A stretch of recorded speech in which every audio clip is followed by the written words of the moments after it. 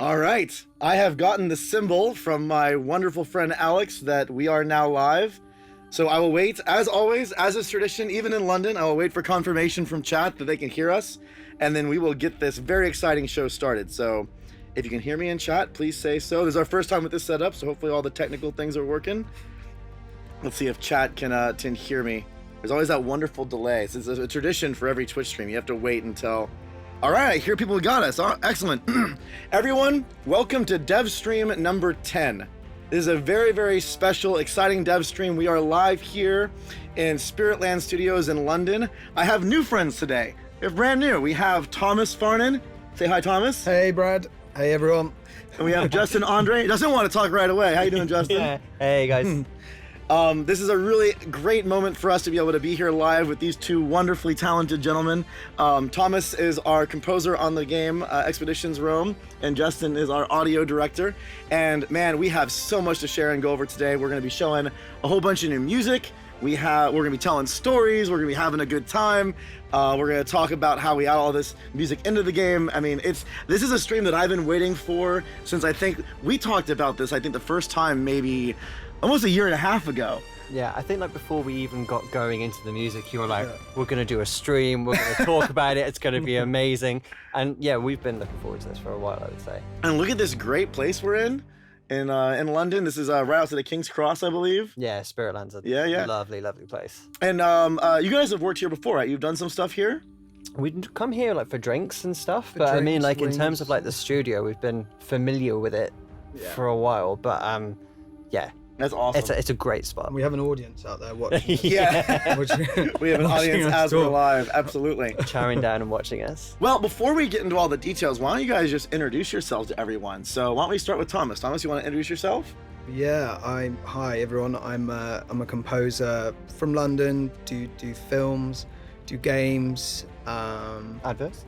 adverts sometimes, yeah. Although over the last year and a half, I haven't had a lot of time to be doing that. Because I've been working on this, which has been an amazing year and a half. So been working with Justin and Brad sort of every week, lots of calls and lots of back and forth. So this is kind of a nice pinnacle to the last year and a half. And you, like, I would say, in your career so far, it's been mostly film, right? Like you're doing games more, but most of your career kind of started in the film and kind of TV space. Yeah, I started doing came out of music college about 13 years ago. Was lucky enough to become an assistant for a composer called Lorne Balfe. I worked with him for a number of years, and then went on to work with Rupert Gregson-Williams and Hans Zimmer.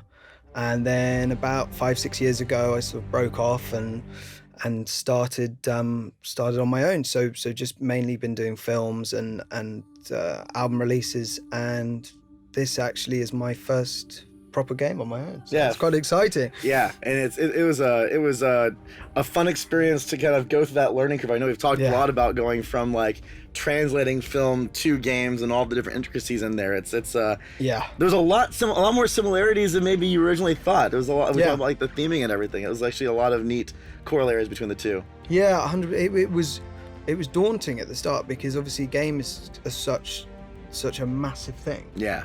You know, a film is, you sort of got a set duration, so you sort of know how much music is going to be needed. Whereas for this, I mean, how long can you play this for? I mean, it can last for 60 plus hours, 70 hours. It's a long game. Yeah, so it's only about 50 times longer than I'm used to. But yeah, once we got stuck in, it was a lot of fun because it wasn't.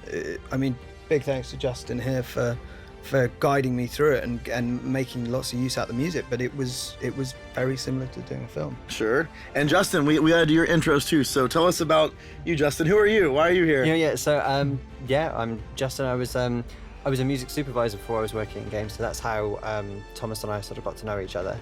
And now, sort of like I've been in charge of all of the music and all of the sound for Rome, so there's been lots of back and forth with Thomas, lots of back and forth with our sound designers and audio designers, sort of ensuring that like this game sounds as good as it looks, plays. So I think we've done it justice by the end of it. So fingers crossed. But it's like Thomas said, it's been such a fun experience on this, and it's been a pleasure sort of like working with you guys, sort of going on that journey of just figuring out what it all sounds like and making it all work.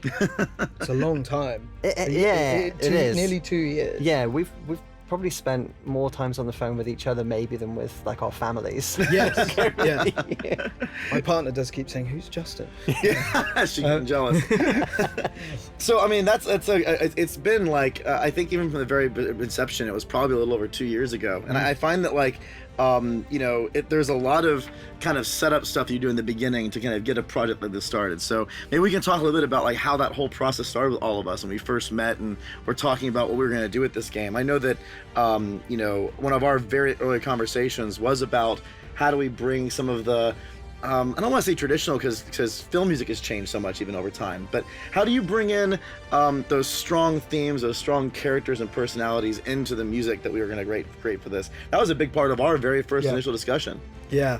Well, it was discussions, weeks and weeks of discussions, wasn't it? And I was lucky enough to see some captures of the game early on and see the sort of colours and the tone of it. But I know early with our discussions and with Justin and with Jonas, it was about finding that theme that would take us on the journey. Yeah. So that in a way was a big help to getting that out the way early and getting although it took a while, getting something that we knew we could work with for the next year and a half, and that was the fundament of what we were sort of doing. Everything came out of that main theme. Yeah. So that was a big help getting that nailed down early. It was a lot about trying to, I think, find what Rome should sound like. Yeah. Like, what was the personality? And there was so many, I felt like during those early discussions for all of us, there was a lot of these different ideas. Like, do we make it sound more like, historically inspired with these historical chord structures or whatever? And then there was explorations of more modern sounds and more, cinematic. And I think it ended up kind of being a blend to a certain degree of these different elements. Yeah. We were sort of very careful to make it organic, but we didn't want to just do source music from that time. I mean, partly not many people knew what the source music at that time sounded like. Right. What does an instrument sound like back in Roman times? I'm not going to offend people with the Latin words for the instruments, but there's so many times when I was researching them that it said actually no one has agreed what this instrument actually sounded like. So that was interesting, but there are a lot that we do know what they sounded like, and a lot of them feature in this. Yeah, there's a guy in chat, Pop2222, is that, well, Pop, you have a lot of twos after your name, so I'm going to abbreviate it to just 2 twos. But I won't say this is the biggest obstacle, but it was something uniquely challenging. There's no audible record.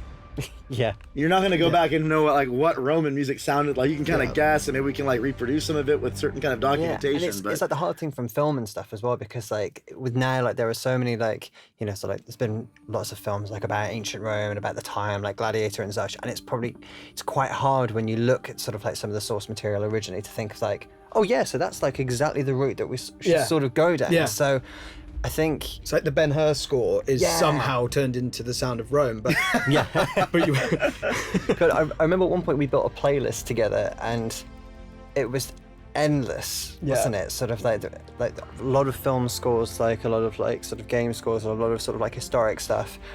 Then maybe sort of like, I don't know, like the odd thing of Careless Whisper just kind of thrown in for like good measure just to troll each other. But and I mean, it's kind of I think, Pop, it's a good question to ask about the obstacles. And I don't know if I'd even say it's quite an obstacle, but I think it's where the strongest talent has to be displayed. It's creating that sound, that experience that really kind of brings you in to the game in a way that captivates you, that touches you emotionally, that really just kind of like moves you. And that's something that I think I know for the main theme, and I think we should play the main theme soon. I think my producer Alex can get that queued up. We'll play it in a second here. But I think that it was a lot of iteration to find something that all of us got excited about. Like, okay, this is it. Yeah. And we went over on that many times in a lot of different iterations. Yeah, for sure. And it was so important because this game. A lot of games are, but this game in particular is such a journey. Yeah. And you've got people joining you on that journey who obviously have their own themes and all that kind of stuff. But the player theme, that theme that you're going to live with for that game, we knew up front was going to be the challenge, because if you haven't got that, you haven't got a score. So it was kind of key. Yeah, I think it's a really, this will be a lot of today, and by the way, if you're interested in music or if you have friends that are interested in music, there's a great stream to let them know about. We're going to be streaming here for a little bit longer than normal. We have about an hour and a half or so to talk, so feel free to wrangle your friends together and join us for this journey, because we're going to be doing a lot of world firsts today. We have a new trailer we're going to be dropping around the music. We have a lot of cool music we're going to be playing, so I think if music is your thing, and music and games is your thing, which I know all of us are fans of here, and I know a lot of people out there are fans of, we're gonna hear and show some really cool stuff. So why don't we start, just we're talking about it now. I think before we talk about it more, let's introduce everyone to what the theme of Rome is. It's about, I think, a 3-minute track. We're gonna let it just play all the music today. We're gonna let it play so you guys can experience it, and then once it's done, we'll come back and talk with you guys. So we're gonna start here with the very first track, which is kind of that main theme of Rome.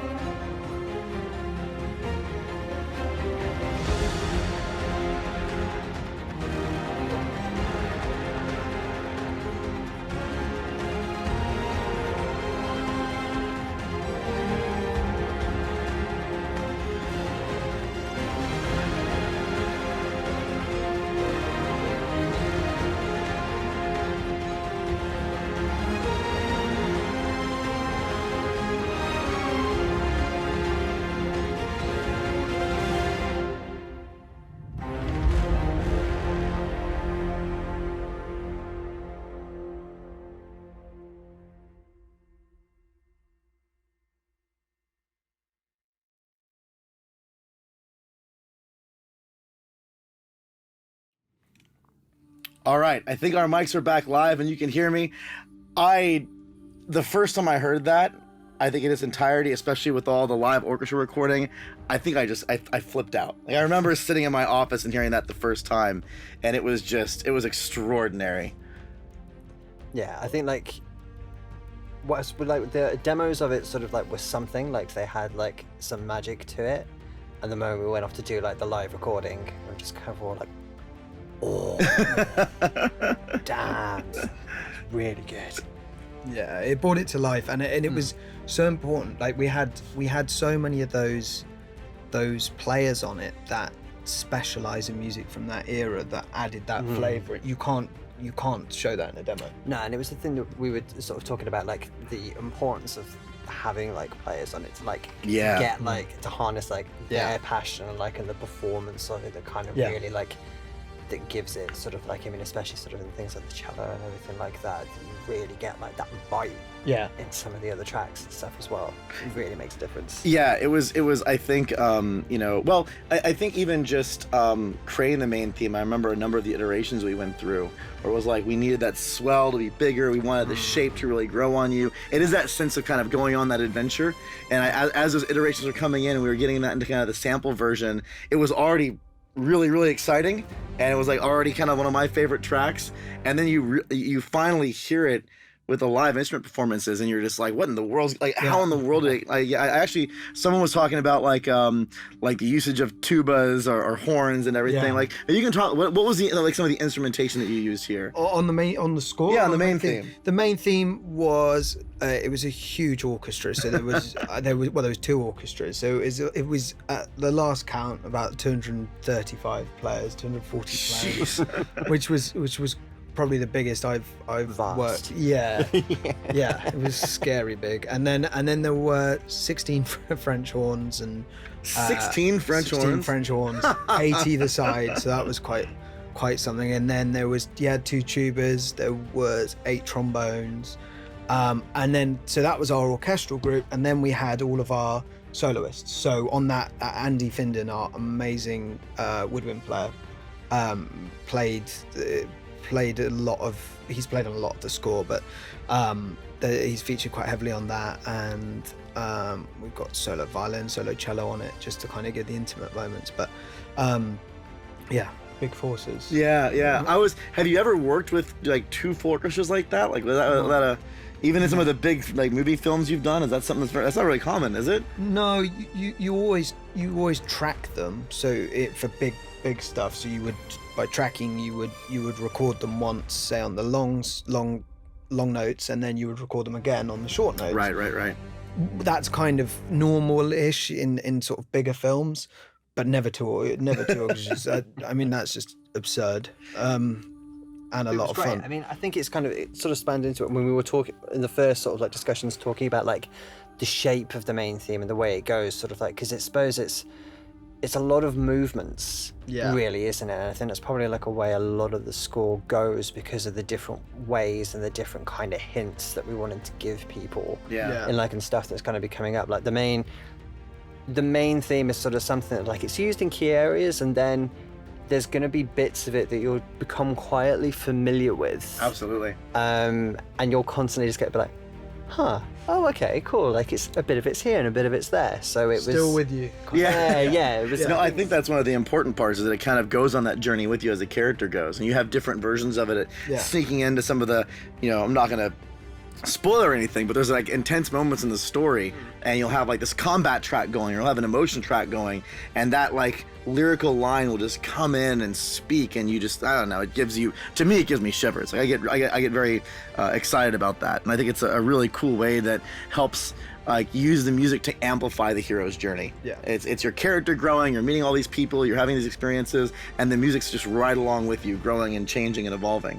Well, I think it was I really wanted to do something that sort of enveloped the player, so that it's like a warm glove, if you like, that you hear at the beginning, and then when you get to know it so well, when it does something else, if it's used in a a big battle scene or something like that, it's still there with you, but you're sort of wondering, why is it so ominous? So that was something that I quite enjoyed. The hero can be ominous too sometimes, right? Yeah, like true. You have all these different ways that you can present yourself. One person asked, I think, an interesting question, and I don't know the answer to this actually. Was there any religious inspiration for the music that was from the time period? Anything you kind of pulled from in that part? I looked at it in terms of zones. So where we were in the game, because I don't know how much I'm allowed to say, but we're in we have the 3 regions. We have them. all the different regions, and so I drew mainly from that. So the Cleopatra aspect, the African aspect, is very. It taps into that kind of music. Greece kind of taps into a lot more plucked, vibrant, like the landscape. Gaul is a lot more I don't know what the word for it is. Gaul is a lot more sort of rhythmic based and earthy. It's kind of very earthy sound. And then the Rome, you've got the big bombastic "we're in Rome" sound as well. So I sort of mainly focused on those 4 areas. Yeah. And then we had our themes that appear in all those areas, dressed in different ways. Yeah, Rulin the Dwarf was wondering if there's actually any kind of Roman instrumental music that's kind of notated back in the old days. Like maybe they had their own way of writing music. I actually have never explored that. Did you run into any of that when you were kind of doing your initial research? I didn't, sheet music wise I didn't, but I listened to a lot of recreations of what people did. Actually, I think I remember you sharing some of those. Yeah. There's a lot of stuff. There's a lot of stuff that where people have actually authentically recreated what is there, like from the writings or whatever, and tried to. Oh, okay. And so we did like a lot of like in a lot of the big combat pieces. You know, we'd have war cries from back then implemented in those. So we took those elements of it.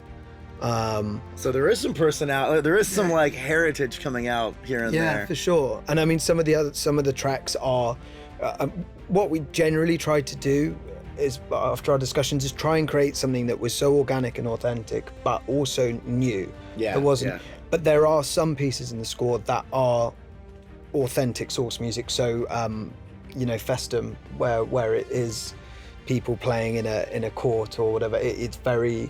That stuff's very authentic because you don't want to take people out of the game. So that's very true to what it would have been like back then. That's really cool.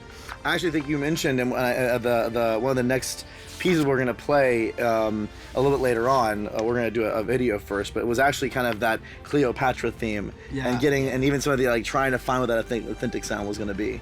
Yeah, that was a lot of fun, and I think the key with that is we had to stick to our organicness of the score. But at the same time, with Cleopatra, we wanted to give her an edge. Yeah. And instead of using instruments from this time, what we did was just use instruments that would have been around back then, but layered with each other so that it creates something slightly different. And I mean, you were there when we were recording with Andy.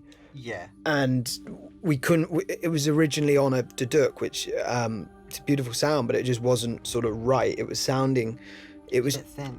Yeah, it was thin. It was sort of nasal, and it wasn't sort of what we wanted, something a bit more sultry and rounded.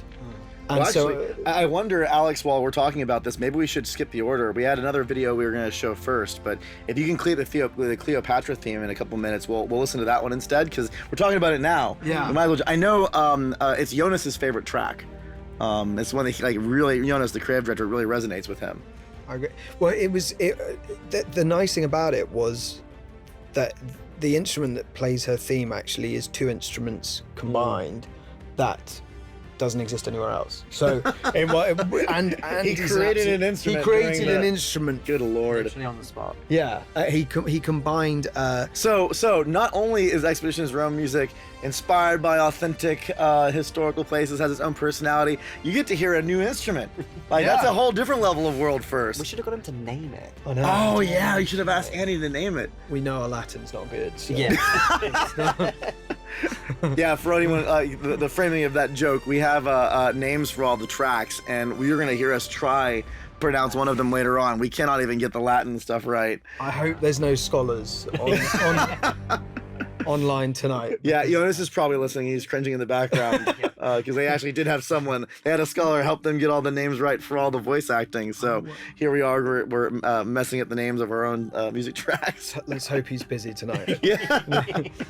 So why don't we go ahead, Alex? Are we ready? See if I get a nod. Okay, we're gonna play the Cleopatra's theme, which is a really, really cool theme. It's in the African region, so it has like an African inspiration, and you get to hear a new instrument. So let's go ahead and give that a listen once I get the countdown, and you get a chance to listen to that.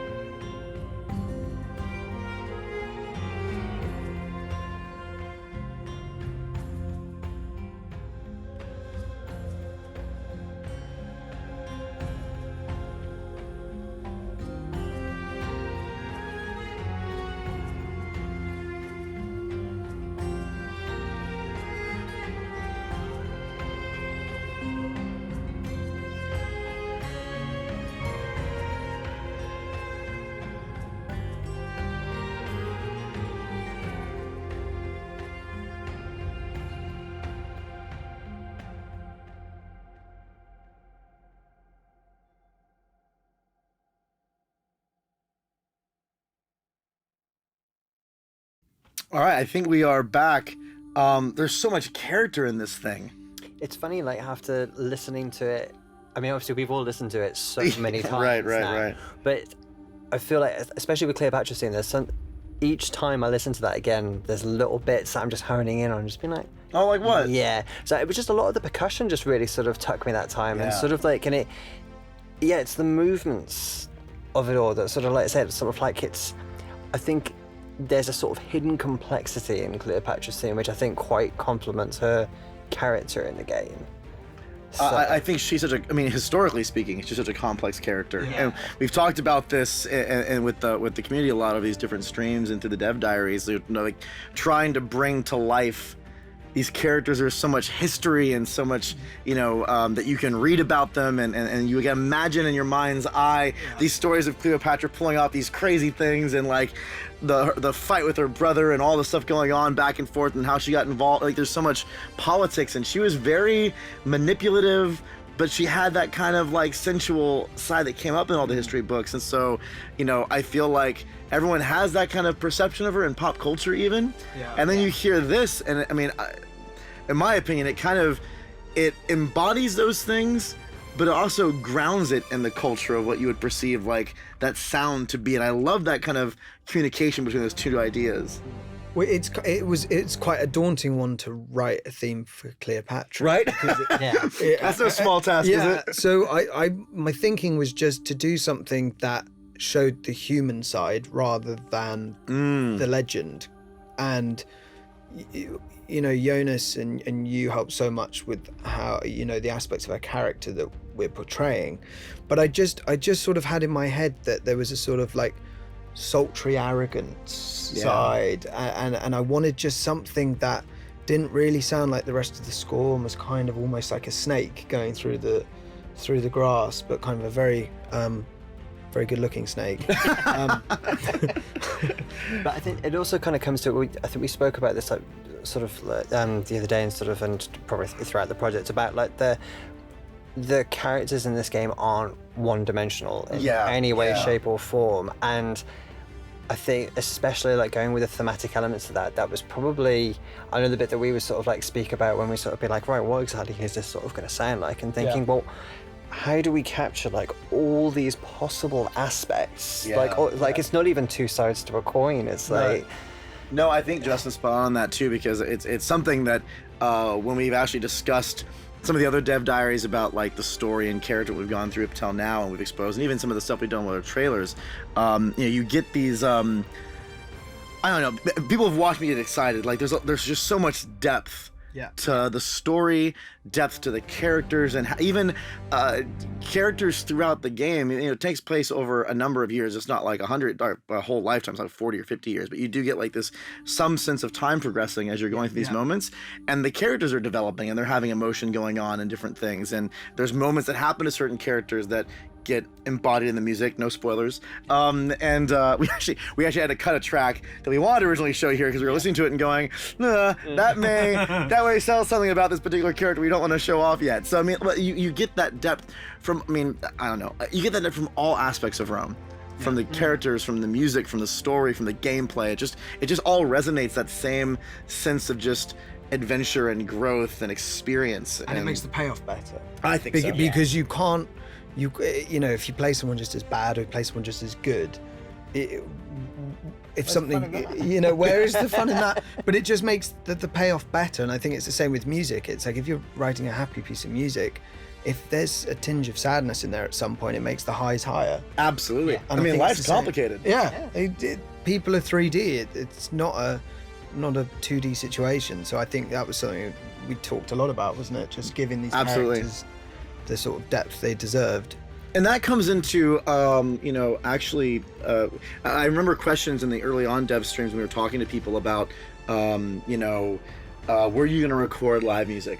Yeah. Were you going to actually go and do the extra expense of having a full orchestra? And we went even more than that. We had 2 orchestras and a whole bunch of soloists. But I mean, it was for us, it was almost non-negotiable. Yeah. You needed that live performance, that organic character to come from the musicians in order to bring what you're talking about to life. It's lucky you have a musical background, because you understand. But it does. You add 30-40% emotion onto something when you've got someone that relates to that situation playing on it and giving their years of experience, injecting that into the music. It's just so essential. And you always think the demos, you finish your demo and you think, you know, with your fake instruments, you think, oh, that's cool. Right. And then you hear someone play it and you go, okay. I mean, and it's the thing, like, I mean, instrument sampling has come along such a long way, just even like in the last few years. But when we were all day discussing this whole thing of like, look, like, to do this game justice, the soundtrack needs to be organic. And that's sort of what kind of brought us to so many players, really, because, you know, naturally, like, I suppose in a normal circumstance, we would layer like little bits of other stuff in. But for this, it's like giving it that extra oomph was, I mean, maybe at times it was like pointing a cannon at it, but I mean, it's, but it gave us the effect that we wanted. Yeah. I feel like there's, you know, there's this, tendency to kind of, I don't want to say overproduce, but, you know, you get music that's kind of created with sound and with effect, and those aren't bad. I mean, there's a place for that, and there's a lot of experiences both in movies and in games where they realize and leverage that experience for what those products are going to be. But for Rome, with the level of depth of character and all the experience we wanted, I mean, the music had to reflect that. And to that point, and I think we have a video here, we're going to show a teaser video. This is a new trailer that's coming out. It'll be on our YouTube channel, so you can go check it out. We're actually making a documentary, a short documentary, but a documentary about this entire adventure for creating the music of Rome with all the cool instruments and everything that we've done with it. And that'll be coming out in December. Late December. We actually did some of our interviews yesterday. We were actually in one of the studios that we recorded a lot of the soloists in, and so we're really excited about that whole video coming out. But we have a cool teaser to show you, kind of a little bit of a taste of what's coming, and we're gonna go ahead and play that for you right now. So I get a nod. I think we're ready to play it, and we'll go ahead and let that run. So this is the teaser for the making of The Sounds of Rome.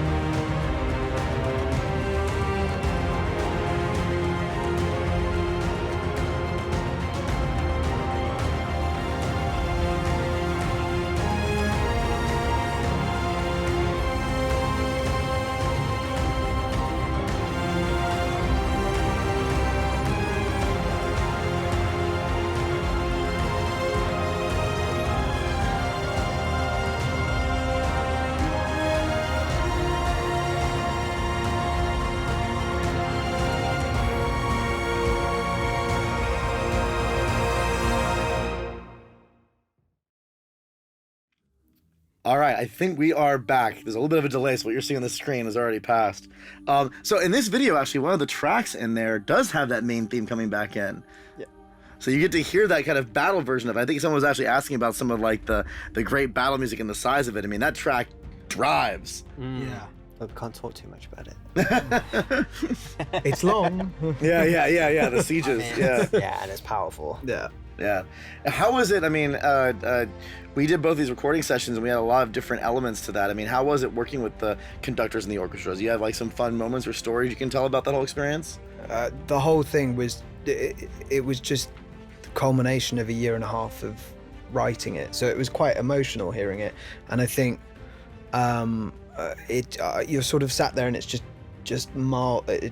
everything you've lived with for the year and a half has just got so much better. So I love it, and it was great to have you on there as well, you know, singing to the orchestra at some points. No, it was I loved the whole experience. It was long as well. It was we recorded, I mean, we had I think 12 days recording, which was long. So we did the orchestras, and then we obviously with the soloists we had a lot more time with them. We spent whole days with just, you know, a woodwind player. Right, Where right. we'd just try stuff and see if we can make it even better. And you know, it's probably my favorite part of the whole process. Yeah, I know.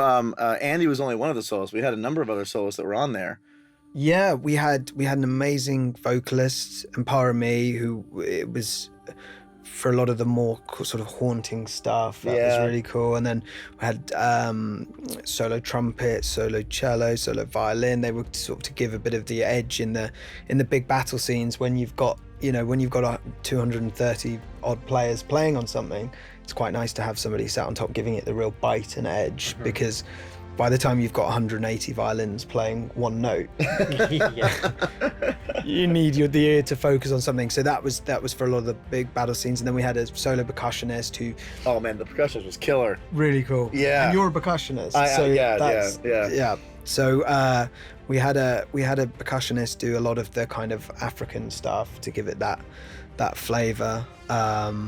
Yeah, we have a lot. I felt like you had like African percussion, you had traditional percussion, you had all these different layers on top of it, which added a lot of that energy, especially for a game that has a lot of combat.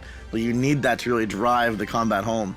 Yeah, it was important as well, like not to ensure that like it was the same stuff being used throughout, and to actually sort of, throughout everything, and to make sure that like the player's journey was properly encapsulated, like through going through these different regions, especially when you kind of consider, sort of the way in which that they come to be going on this journey. Like a lot of this is sort of thrust upon them. So I mean, I think it's does it justice for it to sort of be like to properly like lean into like each area. And some of this kind of ties into just, one of our other topics we wanted to cover today was about how challenging the implementation process can be. And that was something that I feel like with percussion and like having, and we talk about this in the Dev Diary, so if you haven't checked out the Dev Diary, it's on our community site, community.expeditionseries.com. We actually have a lot of the videos you've watched already are linked on there, so you can go listen to the music on your own time, the 3 tracks that we've released so far for this thing. And the implementation had its own kind of layer of complexity with this time sync system in order to kind of like bring these pieces together and seamlessly move, so that when the percussion beats are going and things are kind of driving, you can bring in a thing and take out a thing and kind of create that excitement. Yeah, exactly. I mean, like our audio designer Pablo, who's like he sort of put like the time sync stuff together. And I remember like when we sort of first started just sort of like to talk about this with him, and I was just watching you like on the call, your mind was just going like, because we had to sort of... Not like movies, huh? Yeah. Because I suppose this was always the thing, like, especially when you did those demos to start off with, and they were just such strong pieces, and there was almost like a part of us that sort of sat there to be like, I don't want to take this apart, because it's such like a good piece. So I was thinking, right, okay, so how are the ways in which we can structure it so we can kind of still have, sort of something that feels sort of that builds anticipation when you're preparing sort of like for battle, then whilst you're in the combat, and then that's where like the time synth stuff sort of really comes into it, and the way in which it's sort of like Thomas has composed this and the way it's been mixed just sort of meant that depending on sort of like what's going on, we can dial elements up, we can bring stuff down, depending on like the outcome sort of like of the battle, sort of like different things will happen there. But it meant that, especially when it came to like the recording, I think sort of like a lot of the players sort of like for the first time as you were giving them stuff were a bit like, why did we stop here? That seems really weird to just kind of stop dead. Some of the tags and everything that go off in different scenes. Yeah. If you like when we got all of the files from live recordings and I'm going through them, you have all these weird things where it's like just 3 measures of this one little sound, and you're like, where do you use that? And then you go into the game and it all comes together because you use that as it's a jigsaw puzzle. And that is our transition stinger. Yeah, exactly.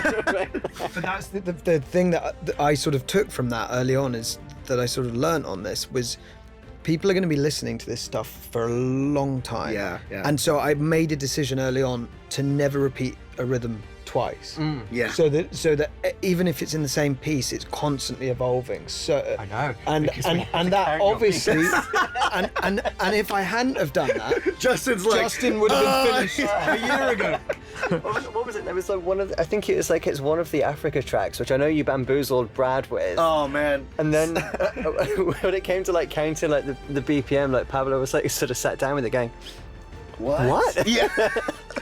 Yeah. You asked me to do a few at one point, and I Yeah. went, well, that's my next week. Oh man! I mean, and I think when you listen to the music and we really dive into it, and we have let me take a step back. So one of the most epic content in our game, and we talked about this a little bit as a teaser, are things called sieges, which are these big experiences that happen at certain key moments, and they're multi step combat experiences. They usually have some story components wrapped into them. I mean, it's a really cool like driving moment while you're playing, and the music for each of the sieges is unique. Yeah. And they're long. I mean, not like 20 minutes, but like 5 to 7 minutes. Yeah. We're gonna play one here in a second. You're gonna get a chance to experience the whole thing, and it's a sequence where you have like one section where you're playing this one thing, and you play another section where you're playing this other thing. So everything has to evolve and change, and you just went off the deep end, man. Like you were like, all right, I'm gonna like have all this really cool percussive stuff, and I'm gonna do some mixed meter things in here where like the feeling of it changes and moves around, and it's going all over the place. And some of the ones that you sent over were like really going all over the place. Well, you're not allowed. BPM is fixed. Right. So I had to you muck can't around mess with something. So Right. that was my one thing that I did try and fool everyone with. Didn't work, but often got sent back going, why is this doing this? But it Still, even like when Anders like heard like the stuff so Anders was like mastering sort of all the stuff that was going in the other day, and it was just sort of like first time properly listening to the Siege tracks, and he just went, whoa. Yeah, but they're It's like- fucking cool. He's like, there's a lot going on here, but it's really cool. Yeah, I feel like on those sieges specifically, I remember getting notes where it's like, the audio team is trying to get this particular track like a Gilo working, and it's gonna be a little while because all of these like seams you have to connect where Thomas is like, forget meter, I'm gonna just go and do this for a little bit and then come back. it was the most similar thing in the game to a film because Jonas would write me a sort of 3-4 paragraphs on what exactly was going on, and actually so the way I did it was with hit points as a film, and then we had to cut it up afterwards. So it was actually written as a long sort of 6-7 minute suite, and then we had to go and go, okay, you had to go and go. Yeah, it's sort of like which bit's going to work for like which area, and then sort of like which one's going to be right to dial up and dial down. So. Yeah, and I remember the when we first actually just recently we've been doing kind of quality assurance and some light focus testing passes, and there may be opportunities for people to get involved in some of those, but we've done some of these focus test passing, and like the Siege keeps on coming back both from like a gameplay perspective and a music perspective, especially with how like you have those sequences where it's just percussion and there's nothing else, just percussion. It's just driving, and then because of the audio team's magic, like they'll sweep in one section when a transition takes place, and that will go for a little while, and then it'll like sweep back to percussion, and then it'll sweep to another big epic moment, and you get these like almost like the gameplay and the music is talking back and forth with each other as it grows. So by the time you get done with this, arguably 45-minute, hour long, maybe more if you're not that good at the game, like if it hour and a half long combat sequence, the music is just evolved, and at the end you're just like, wow, like it just lands. It's super exciting. Yeah, it was really like a lot of fun, sort of like as taking your stuff, then putting it in, and just each time going back and testing it and just being like, oh, this was good like before, like from a mechanics perspective, but now it's got that extra sauce on it, and you just be like, Were there some things that you drew inspirationally from the Sieges and for those like big epic tracks? Like where were you going to figure out how to approach them? Because I mean, there's so much in there. Well, I think obviously our discussions about it were that these are pretty special, and they were left to last. So I had all the themes. I'd worked with the themes for a year, so it was sort of, I guess I saw it as my chance to kind of explore the themes in a longer format. And see what I could do with them, and see how far we could push them, and every kind of, I was seeing visuals and it was just massive, and there were things firing everywhere. So I just thought, well, I've got to match it, or try to match it. So yeah, that's what. Yeah, it's like, what's the soundtrack going to be like if you're getting pelted from every single angle and it is relentless? No, I didn't have this in the script, but I think it's an interesting counterpoint. We also had, as we've shown in some of the other footage, we have these different world maps, like when you're wandering the world and you're kind of exploring, and we have one for Greece and for Africa and for Gaul.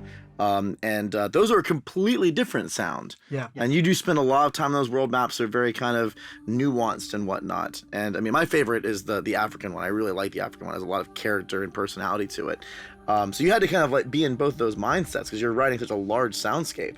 Yeah, and I think the key with those were that we wanted something that constantly evolved but wasn't overtly in people's faces, because they don't want big themes played at them while they're going around the world map. It's not what, but we still wanted to make sure people knew that we were still with them with the tunes, and we've kind of, it's a sort of warm, organic feeling that we wanted to give, so that actually when you're in a battle, it seems a lot worse because you're panicking even more because the music suddenly dials up to 10. Yeah, I guess there's like almost two layers to like the thematic elements within the music of Rome, isn't there? Like in terms of like, we have sort of like the very sort of like key melodies for stuff, but then there's probably even at times where you could sort of say like, these two instruments really shape like those particular sounds of these particular places.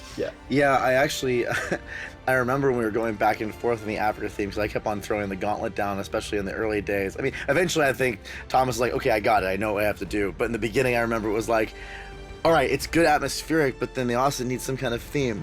And you're like, like, how am I gonna sneak this in without making it sound repetitive? And it was like a challenge to try to figure out. And we looked at other titles that have done this. I mean, as an example, I know there's probably some fans out there of Mass Effect and some of like the Mass Effect like map music, and that would come in that, you know, you could listen to it for a long time, but it still had this character and theme.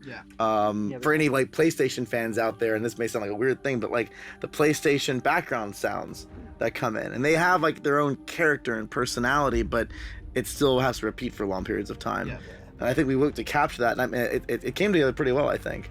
Yeah, and I think the implementation helped a lot as well, because we were able to record it in a way that, although there are themes there, you did some pretty cool stuff with the world maps to make it I mean, flow. I suppose it's like we were also just sort of thinking really that, you know, the pieces that you were making, like something like games like sort of like with like Mass Effect were very much like a benchmark for that, because you kind of like look at it and just kind of go like, right, there are pieces there that are beautiful. It's like, how can you have a piece that is beautiful but is also, probably for one of a better word, but like inoffensive, like in the sense of like there are certain soundtracks out there where you can like listen to the stuff and it's super catchy and you love it, but probably after some time there's maybe sort of like either like your friends or like your parents or your partner could walk into the room after you've left it on the screen for about 10 minutes and be like, what is this? Make it stop. And I really don't think that we sort of have that with this, and obviously like the your magic with like the world map stuff led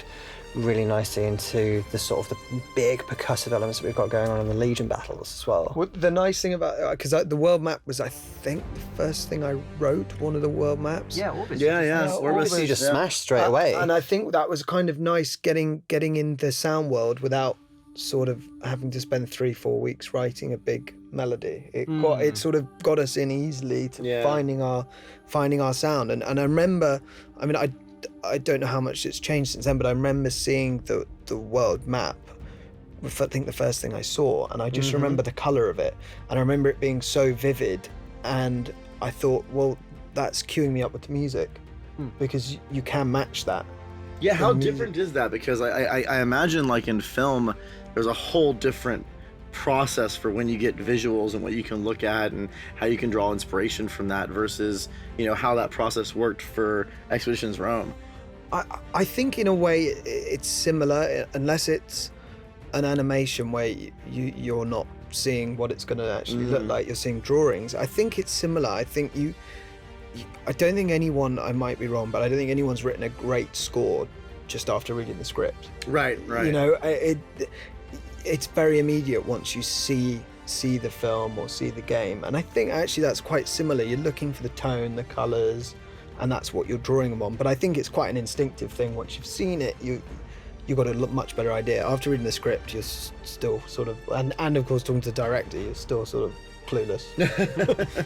Like, what is this? How are they going to interpret this? So August and the team did a great job of inspiring some of that with their visuals and their artwork as it was kind of involved. Yeah, 100%. So I do think we should play. Now I don't think any of us knows how to pronounce this right. Should we go down the line? But yeah, what's your way of saying it? Bithynia? I'm going with Bithynia. Yeah, Bithynia. All right, we have a track called Bithynia. This is gonna be a little bit more of an epic one. It lasts a little bit, but it is just like a driving track that just kind of goes. It has a whole journey to it. I think we have some cool visuals we'll throw up during the track, so it's not just us sitting here. We can show some gameplay, and you'll get a chance to kind of go through that together. So once I get the nod that we're ready to play Bithynia, we'll go ahead and let that one rip. I'm getting the thumbs up, so take a listen. This one is not on the Dev Diary. This is Bithynia.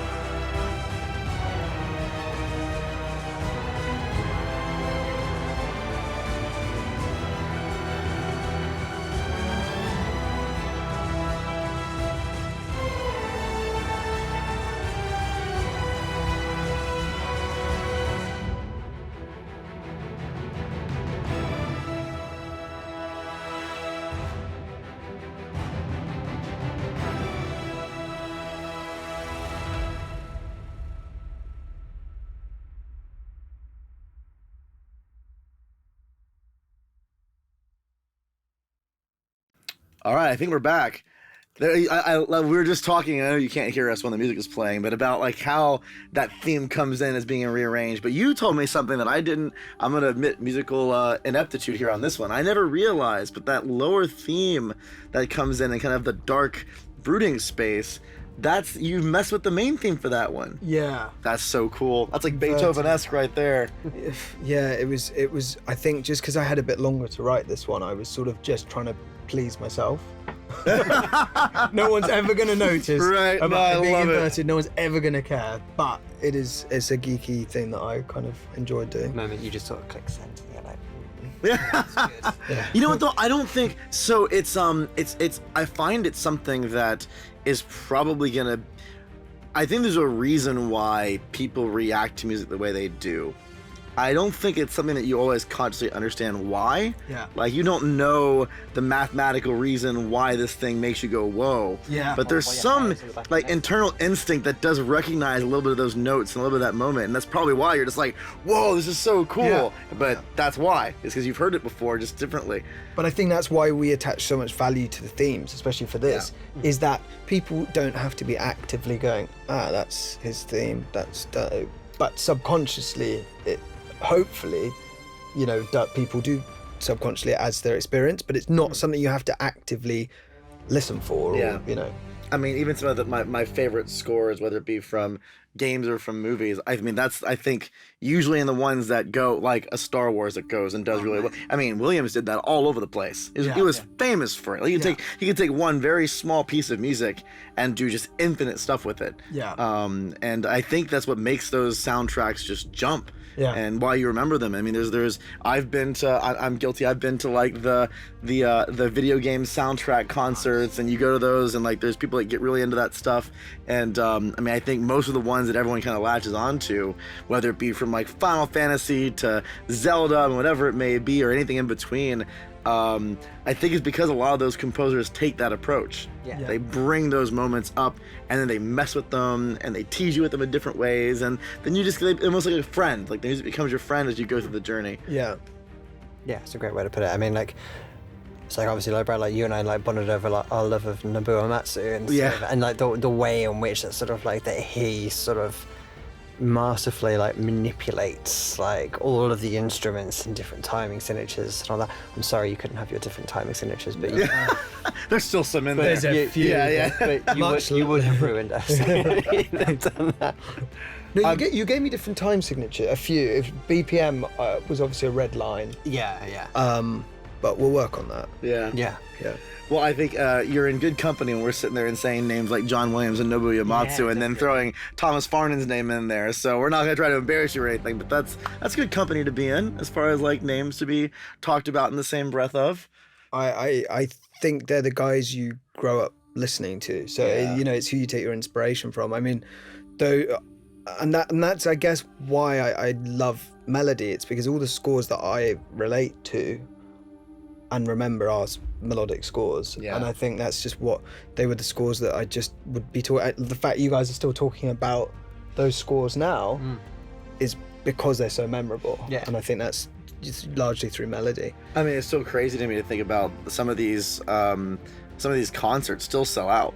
Yeah. When Uematsu does one of the Final Fantasy tours, I mean, they sell out all the time. And I've gone to like the video game music concerts, whatever, and they've almost always been sold out. I mean, you see a lot of these. I think that's where like I think I'm gonna say a geeky moment. I think that gaming music, to a certain degree, has a different kind of following than cinema music, and I think the reason why is you're with it for so much longer. It's not that there's any kind of like minimizing to movies. I think movie soundtracks are very awesome and fun and impactful. But I mean, a movie's over in what? Long ones, 3 hours if you're crazy like Lord of the Rings or whatever, 4 hours. But like a game, 40 hours, 50 hours. You may play it 2 or 3 times, and like you're going through that whole experience, all that. So you get this attachment and this like level of excitement and like it. And I also think because you're playing it, it kind of reflects a little bit of you.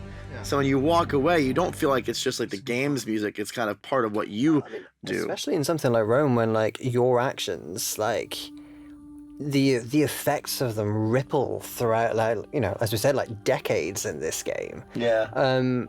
So yeah, like it really does sort of form quite the attachment, I think. Yeah, and I think as well with, you know, with a game, as a composer, you sort of know that people are going to be listening to it for a long time. Yeah.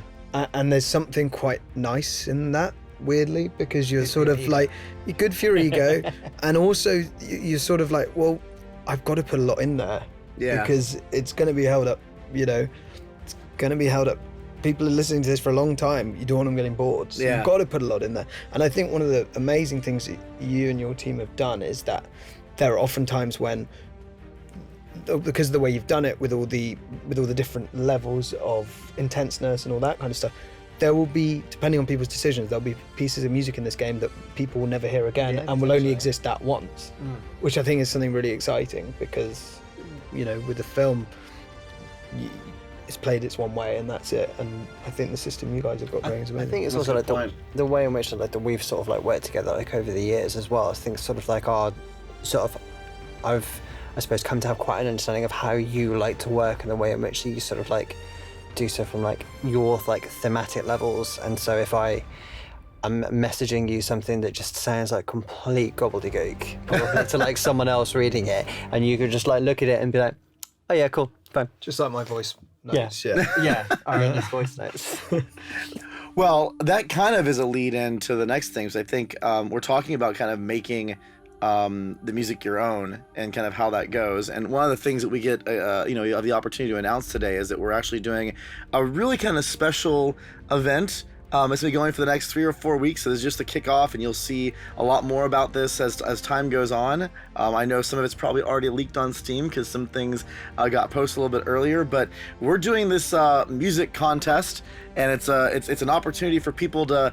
I know. I think you mentioned, Justin, that there's been a few things like this. I've never seen anything like this before, but Thomas is gracious enough to volunteer, and we're putting some of your music out there. Yeah. We're going to be giving out sheet music. So all the sheet music for 3 of the tracks, and we're going to be giving out stems. Now, what are stems? If you can just kind of explain that to people who maybe don't know. So stems are what Justin gets, that is basically every track split into, I think, about 12, 14 tracks, so that you can isolate all the different sections on their own. So you'll have the short strings, the long strings, the string tunes, and the brass, and the horns, and you'll have it all separate, so that you've got a lot of control, and it's what allows Justin to implement stuff that he Yeah, I does. think if we'd have put all of the stems in from the recordings initially and not grouped them, that like Peter and the guys would have just been like, no, this is gonna break the game if we put this amount in. The cool thing though is that you're going to be able to take all that material. It's downloadable right now, and then make your own covers with it. And you can make your own. You can go bug your favorite musician out there or influencer or whatever, and have them take a crack at it. But it's an opportunity to do any kind of arrangement. We're giving out 3 tracks. 2 we've played so far. We have 1 more to go. We're giving out the Cleopatra track. We're giving out Bithynia, however you pronounce that. It's that big epic combat track. We have 1 more track we're going to play in a little bit with more of a duet, and see what you guys can do with it. See what kind of cool things, whether you're a piano player or maybe you play trumpet or maybe you're a singer and you can find a way to make it your own. A DJ, and you want to like, I personally really want to see like an EDM remix of one of these, with like the percussion loops or something. But it's all out there for you to play with. Maybe like a funky version of Cleopatra's theme. Yeah, like there's got to be some electric guitars, because we weren't allowed those on the score, so we got we got it. Yeah, maybe some kind of acid jazz kind of thing that would. What if someone could do a metal version or something? That would be real. You could do a metal version of parts of Bithynia, and it would land. Can you imagine? Take the cello lines. Proper like claw, like yeah. like I'm imagining someone like in GarageBand, like just doing all the little like low level editing. Cool. So the contest is gonna run for about 4 weeks, a little less. All the details are gonna be on our website. There's 3 different prizes available. So we have 1 prize. So all the prizes include a piece of signed memorabilia. We're still figuring out exactly. We know we have a couple things. We have something we really want it to be, and then we have something that it may end up being. But either way, it's going to be something from the music story of this game. It's going to be signed by Thomas, by Justin, by Logic artists. We're going to have a key for the game, and then for 2 of the prizes, we're going to be giving away $500 to the winners, and then for 1 grand prize, we're going to be giving away $1,000. So really a cool opportunity to get a chance to get your music listened to as you go into these arrangements. And we're going to be back here in about 4 weeks. Different setting. We're not going to be in here. We'll be virtual.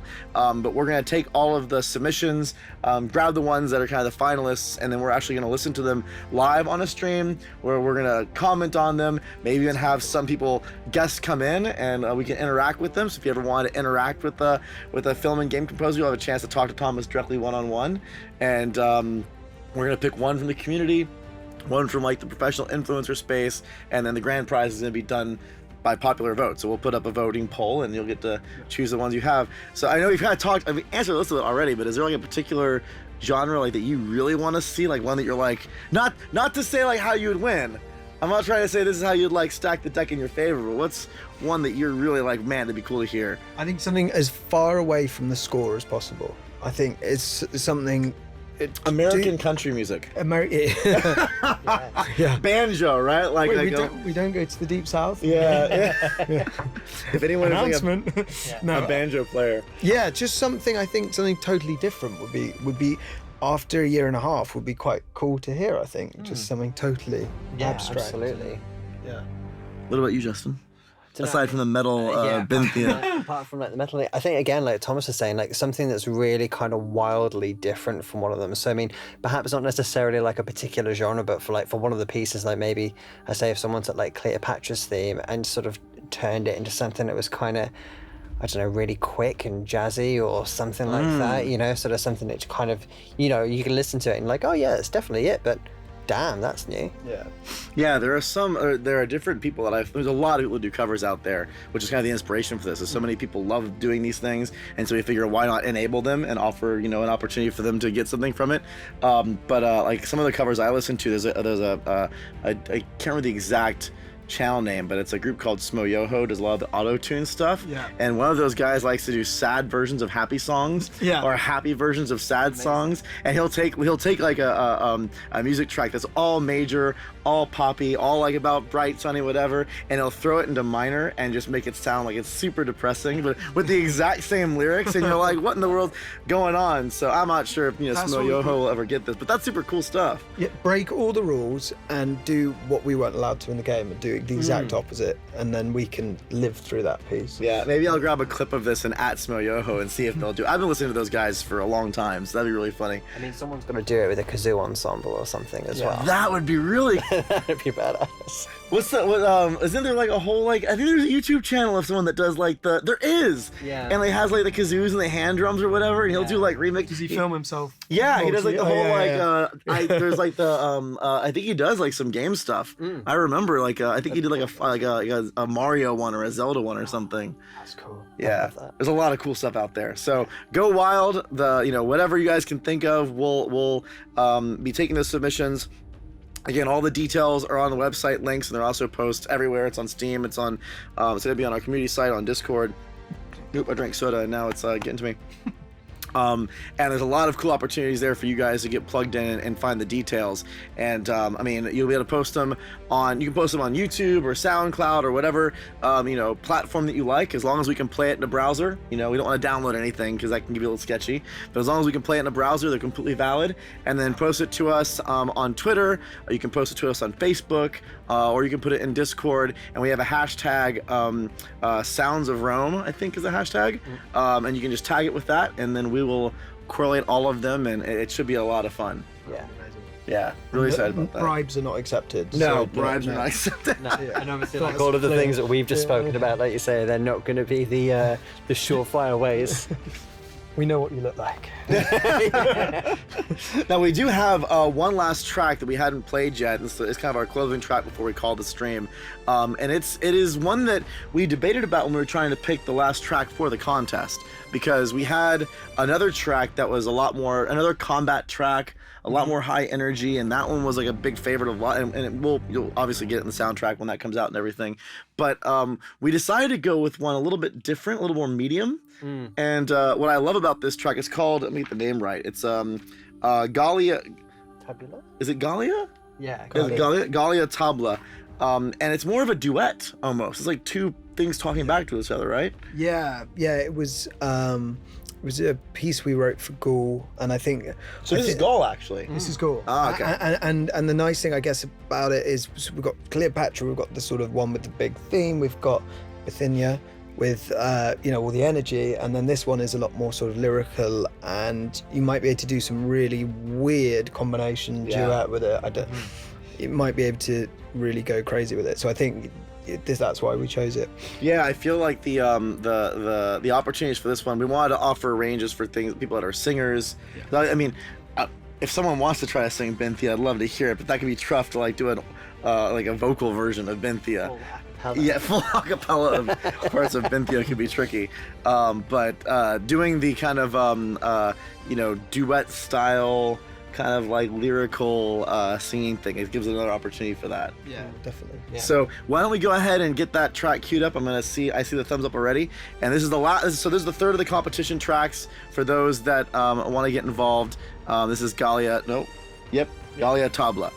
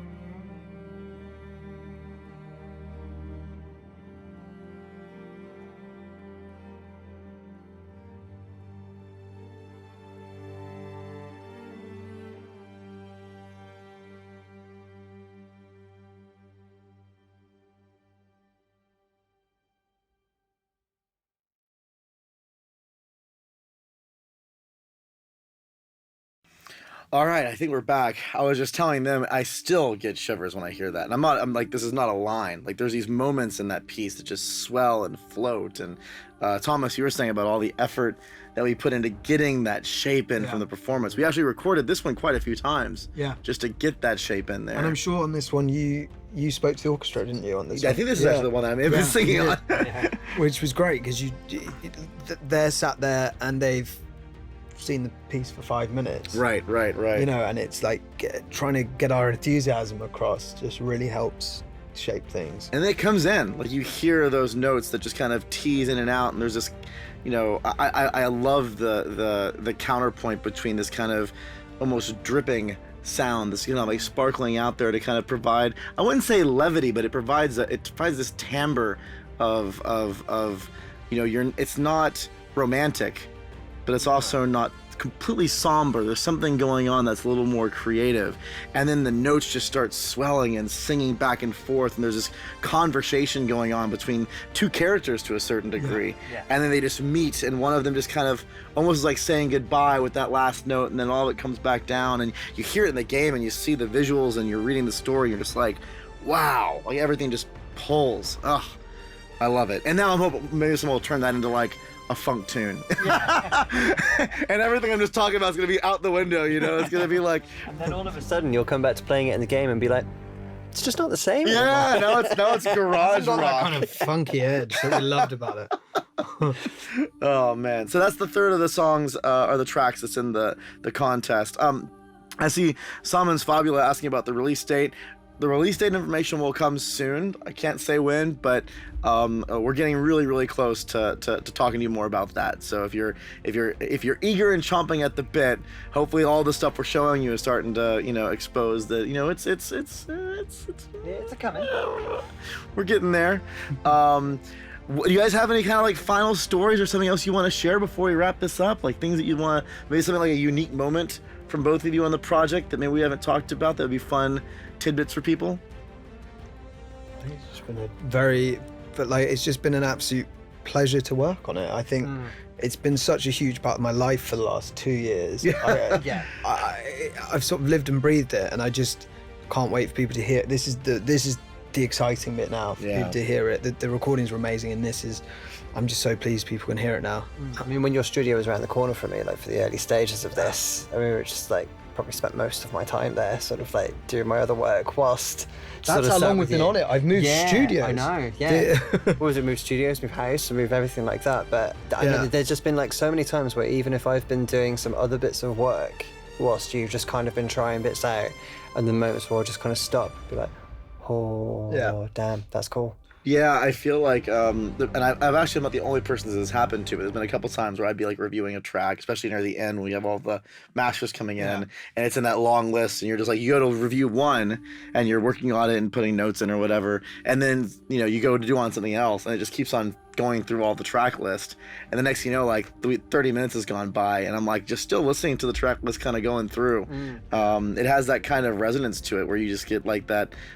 Everyone kind of excites you for something different, and it's so great to see all those pieces coming together. What's your favorite part of the process? Was it the recordings, or was it back and forth? Or? I think the most fun was the recording, because you get to see all this happening. Yeah. But I think that my favorite part of the process was getting that theme personality, like making sure that it was there. I think that's it's the Thomas, my background comes from music when I was younger, and I think that I am a critic of composers that decide to paint with sound. Not, again, that's a negative thing for certain styles, but it's something that I feel like you can challenge yourself. Yeah. Decide that you're going to take that risk, take that bold step. It's amazing that you allowed me to do that, because it like, as you were saying, the sort of trend nowadays is less and less melody. And I think when you said in our first meeting, well, you said two things. The first thing you said is you went to music college, so I was immediately scared, terrified. It worked out all right. And secondly was that how important themes were to you, and I think that has really made it such an enjoyable thing to be. I think that, like, as the three of us sort of like agreed on all of that, we then sort of like, I suppose, have leveraged that into, at times, in the game, is sort of like is less is more in places as well, because like, we didn't necessarily want this to be something where it's, sort of it's following you around like the whole time, sort of like it's got to be right, it's got to come in at the right places, it's got to do the right thing, because at the same time as well, like, there's times where the game should remind you that you are but one person in like a very large pool of things going on, like the world's like rapidly moving around you, and there's some times where just kind of like having that bit of breath Yeah. kind of then makes all the musical payoffs that we've got in there just like even more sweet, I guess. There's also something that I think we didn't talk about, and maybe we should have mentioned this during our interviews because I'd forgotten about this. Because I mean, like we talked about, it's been a long project with the music, but it's not just the music in isolation. There was a lot of back and forth with, I mean, so I'll stop and say that the vision for this was not just mine or anyone's. It was a collaboration with, before we brought you guys on, like I remember Jonas and I and the whole dev team in the very beginning of the project, we started talking about music. I asked them what they wanted from it. And we started looking at what Vikings had and what Conquistador had and what they aspired to. And I started getting information from like what their soundtracks were. And then we went together. I know what my aspirations were for this thing, and we all decided, okay, no, let's go for that. Let's go find a partner. Let's go find a composer and that can go try to achieve that type of sound, that type of music, and maybe we'll create something really memorable. So we started with that, and then as the development process went along, we started getting some of these pieces of music coming together. I'll never forget, I think it was when the main theme first got done. And I pulled Jonas aside and I'm like, first, because he had gotten a little bit separated because the other things he was doing, and I sent it to him and I was like, I need to talk to you.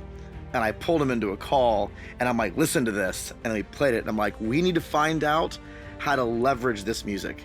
The game needs to, and he, like the emotional arcs that Thomas is playing with and how he's doing all these different tracks. Like it's not now just, we were able to get there. Like it's one of those things where if you're not, like you said, it's a risk. If you can't get there and you try to set it up in the game or in a movie, then it drops. It falls flat. But when you're like, okay, we got something here, then you go back into the game and almost go, okay, how do we create this moment where the music can really breathe, or how do we create this moment where the characters' dialogue and all the things that are going on with can reflect all of this personality? And there was a lot of decisions on the game side when it came, I mean, this is not exaggerating, like the voice actor he picked for one of the characters was dramatically influenced by how we're able to get the music to come together, some of the story moments, and like the decision of what we wanted. Like I'm talking about Lurko, and like I know they know who Lurko is. It's fine. They can if they decide to read some more materials. Yeah. But it's like Lurko's a very complex character, and we had the music, and Jonas and I were looking at all the actor castings for it, and we had the script, and we're like, okay, we're gonna make him this complicated. Yeah. Like we could just make him a villain or make him a whatever, but we're gonna make him way more complex. And then Jonas is like, dang it, now I have to go back and like rewrite 20% of the script because it needs to reflect all of that, and then we need to find out how we inject that musical tone in all the different places. And now we have to, even in the voice actor's performance, here's how we bring that performance together. Like all those things started wrapping together. It wasn't music is just another piece of the whole puzzle, and when it gets right, it just helps all those pieces on the other side of the fence too.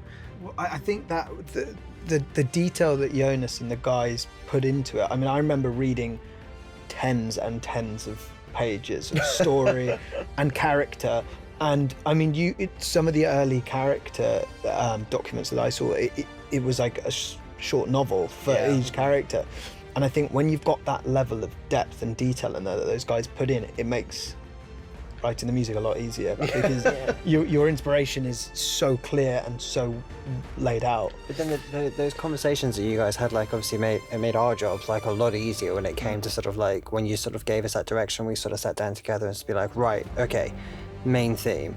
And then we sort of like, as we were sort of thinking about it, being like, actually, you know what, we can do something with this, which means that we can kind of set it off on so many different paths. Yeah.